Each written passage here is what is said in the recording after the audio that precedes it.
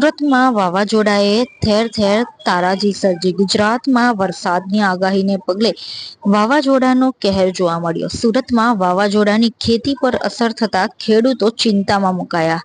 જલવાયુ પરિવર્તનને કારણે ગુજરાત સહિત દેશભરમાં સતત થઈ રહેલા માવઠાથી ખેડૂતોની ચિંતામાં વધારો થયો.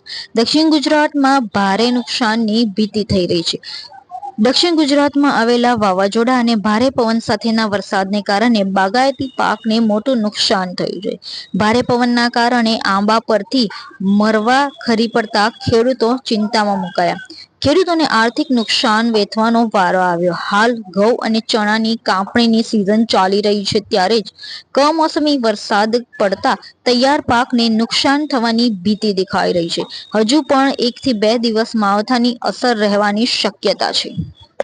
જળવાયુ પરિવર્તનને કારણે સતત ગુજરાત અને દેશમાં માવઠાઓ થઈ રહ્યા છે અને આ માવઠાની સીધી અસર તમે જુઓ તો ખેતી અને ખેડૂત પર થઈ રહી છે.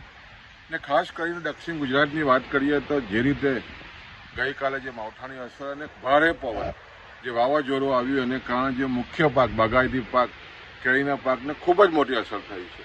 ખાસ કરીને મરવા જે છે તે ખૂબ જ મોટા પ્રમાણમાં ખરી ગયા છે અને ખેડૂતોને ભારે નુકસાન થયું છે.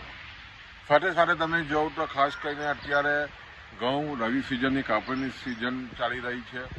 ઘઉં કાપણી થઈ રહ્યા છે, સાથે સાથે ચણાની પણ મોટા પાયે કાપણી થઈ રહી છે અને એવા સમયે જે રીતે માવઠું થયું છે એને કારણે ખેડૂતોમાં ભારે ચિંતા પેઠી છે અને ખાસ કરીને ખૂબ જ મોટું નુકસાન આ જે રીતે માવઠું થયું છે અને કારણે થયું છે અને સતત જે રીતે તમે જોવો તો સતત હવે જે રીતે માવઠાઓ થઈ રહ્યા છે ઉનાળામાં એને કારણે ખેડૂતોની ખૂબ જ કપરી સ્થિતિ થઈ છે. ત્યારે સ્વાભાવિક છે ખેડૂતોમાં ભારે ચિંતા છે અને જ્યારે આવનારા હજુ 1-2 દિવસમાં પણ માવઠાની જ્યારે અસર થવાની છે ત્યારે સ્વાભાવિક છે ખેડૂતોને પણ વિનંતી છે ખાસ કરીને જે પાક ખેતરમાં ઊભો છે, ઘઉં છે, ચણા છે, ને તાત્કાલિક ધોરણે ઢાંકી દઈ અને તાત્કાલિક ધોરણે આનો બચાવ કરીએ એટલી જ વિનંતી છે.